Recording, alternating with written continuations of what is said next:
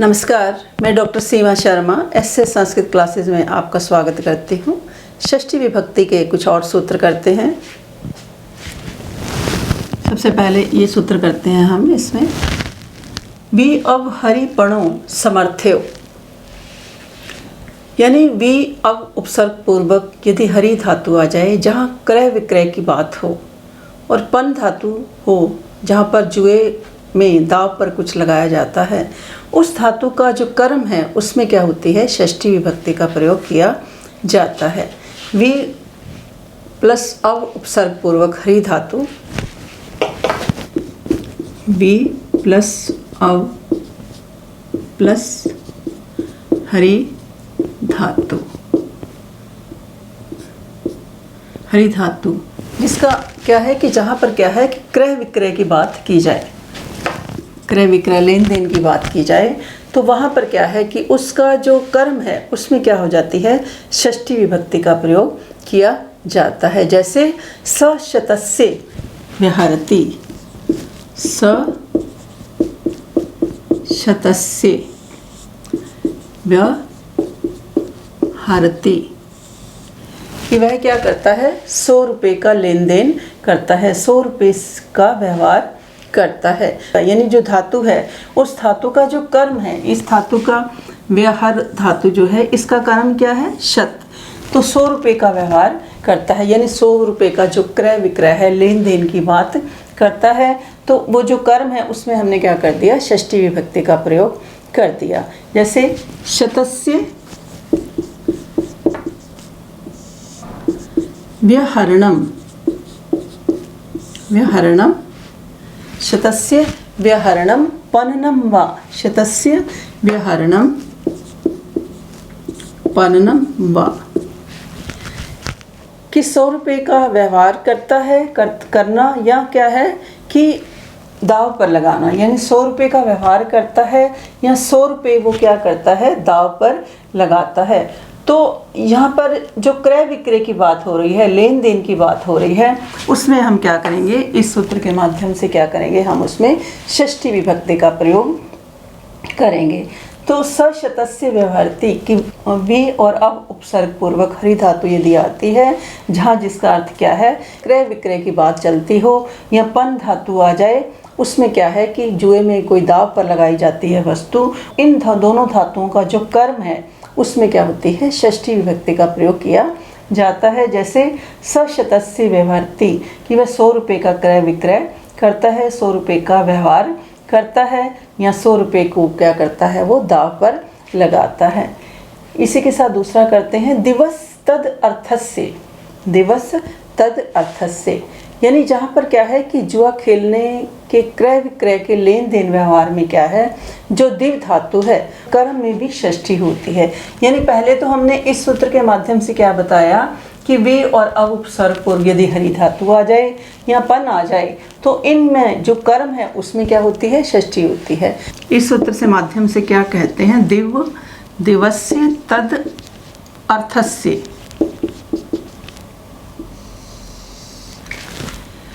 दिवस्य तद अर्थस्य, यानी इसमें क्या कहते हैं कि जो जुआ खेलने के लिए क्रय विक्रय का लेन देन का व्यवहार में यदि उसमें दिव धातु आ जाए तो दिव धातु का जो कर्म है उसमें भी क्या होती है, षष्ठी होती है। दिव धातु के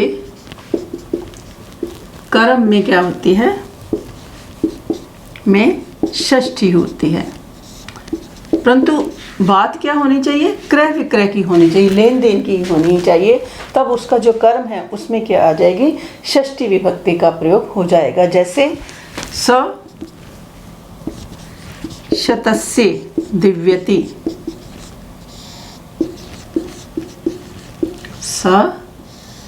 सशतस्य दिव्यति कि वह 100 रुपये से क्या है, जुआ खेलता है। तो जहाँ पर क्या है कि जो दिव धातु आ जाए और बात किसकी हो, क्रय विक्रय की या लेन देन की, लेन देन के व्यवहार में जो दिव धातु है उसका जो कर्म है उसमें क्या हो जाएगी, षष्ठी विभक्ति का प्रयोग हो जाएगा। तो यहाँ पर क्या है, शतस्य शब्द में हमारी क्या आ जाएगी, षष्ठी विभक्ति का प्रयोग हो जाएगा। विभाषा उपसर्गे, अब ये सूत्र हम करते हैं। इससे पहले हमने क्या किया कि व्य अवहरिपणो समर्थ्यो और दिवस तद अर्थस्य। अब क्या है कि द्विभाषा उपसर्गे, यानी यदि दिव धातु क्या है उपसर्ग पूर्वक रहती है तब उसमें क्या होती है षष्ठी और द्वितीय विभक्ति का प्रयोग किया जाता है। यानी दिव धातु यदि उपसर्ग पूर्वक रहती है, दिव धातु, ये सूत्र कर रहे हैं हम, दिव धातु यदि उपसर्ग, दिव धातु यदि क्या है उपसर्ग पूर्वक रहती है तब उसमें क्या होती है षष्ठी और द्वितीया। उपसर्ग पूर्वक होने पर षष्ठी और द्वितीया विभक्ति होती है।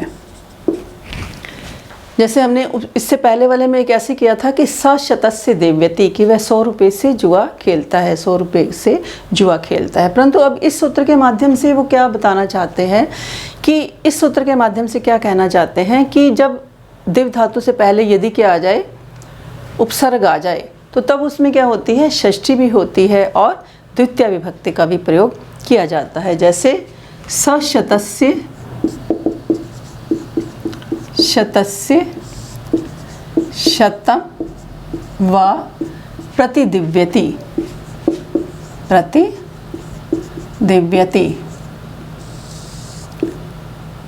तो सशतस्य शतम व प्रतिदिव्यति, तो यहाँ पर क्या है कि दिव धातु से पहले क्या है प्रति उपसर्ग आ गया, तो प्रति जब उपसर्ग आ जाएगा तो वहाँ पर क्या है कि षष्ठी और द्वितीय विभक्ति दोनों विभक्तियों का प्रयोग किया जाएगा।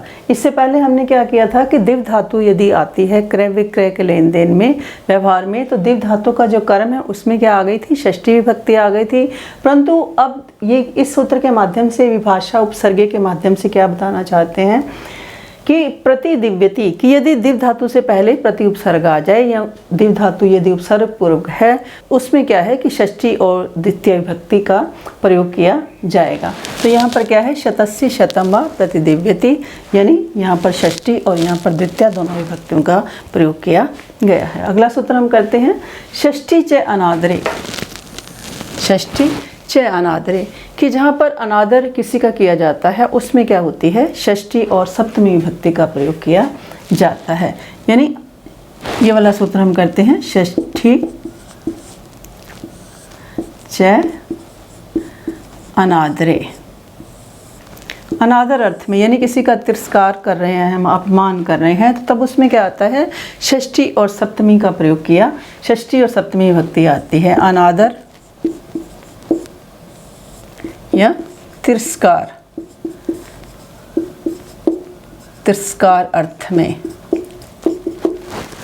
षष्ठी और सप्तमी विभक्ति हमारी लगती है। अनादर या तिरस्कार अर्थ में कौन सी विभक्ति लगती है षष्ठी और सप्तमी विभक्ति का प्रयोग किया जाता है। जैसे कि रोते हुए पुत्र को जो पिता है छोड़ करके सन्यासी बन गया, तो रुद्धति पुत्र है रुद्धतः पुत्रस्य, रुद्धति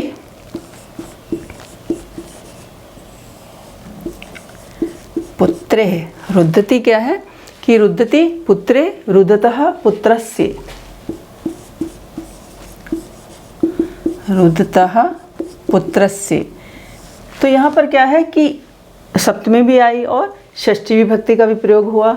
तो यहाँ पर क्या है कि अनादर किसका किया जा रहा है कि पुत्र रो रहा है, पिता को मना कर रहा है कि सन्यासी बनने के लिए, परंतु पिता क्या है कि पुत्र को रोते हुए इस स्थिति में छोड़ करके क्या है वो पिता जो है सन्यासी बन गया। तो पिता अव्राजित, पुत्रस्य वा पिता अव्राजित,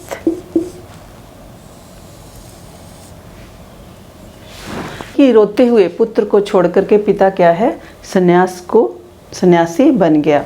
तो यहाँ पर क्या है पुत्र का क्या है तिरस्कार हो रहा है, उसकी परवाह ना करते हुए उसमें क्या है कि षष्ठी भी आएगी और सप्तमी विभक्ति का भी प्रयोग किया जाएगा। तो षष्ठी च अनादरे, ये अनादर और तिरस्कार अर्थ में क्या है षष्ठी और सप्तमी इन दोनों विभक्तियों का प्रयोग किया जाता है, जैसे रुदति पुत्रे रुदतः पुत्रस्य वा पिता अव्राजेत, कि रोते हुए पुत्र को छोड़ करके पिता जो है सन्यासी हो गया। आज के लिए इतना ही। अगली वीडियो में संस्कृत लेसन के साथ मिलती हूँ। धन्यवाद।